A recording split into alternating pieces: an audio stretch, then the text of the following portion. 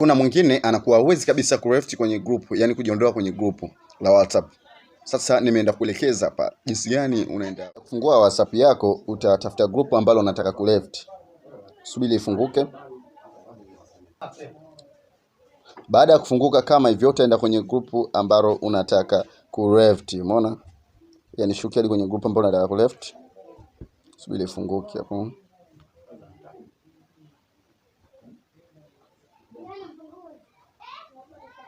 Umeona sasa magrupu yangu niliachieve, so nitabonyeza hapa kwenye achieve.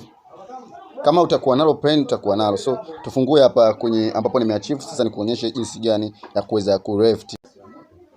Baada ya hapa nakuja kwenye grupu, mfano grupu ila hapa la single. Single ni kama grupu la demo tu la kutengenezea tutorial, lakini sio grupu official. Umeona? So utahitaji kulifungua. Utalifungua.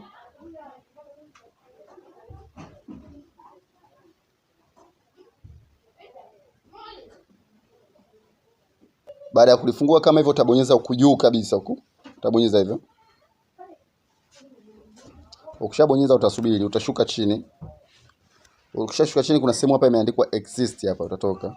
Utabonyeza. Ukishabonyeza utabonyeza hapa exist group. Itatoka. Unaona? Bonyeza palipo andikwa delete hapa chini, utadelete. Ukisha delete una delete hapa group. Umeona? Utasubiri load, inani please wamekuambia usubiri. Umeona? Hapo utakuwa umekamilisha zoezi lako. Umeona hapa zoezi litakuwa limekamilika. Hata tukirudi kwenye magroup hatuwezi kulikuta. Umeona lile group la single alipo tena. Hapo nakuwa umekamilisha. Na hivi ndivyo utakavyoweza kujiondoa kwenye grupu la WhatsApp.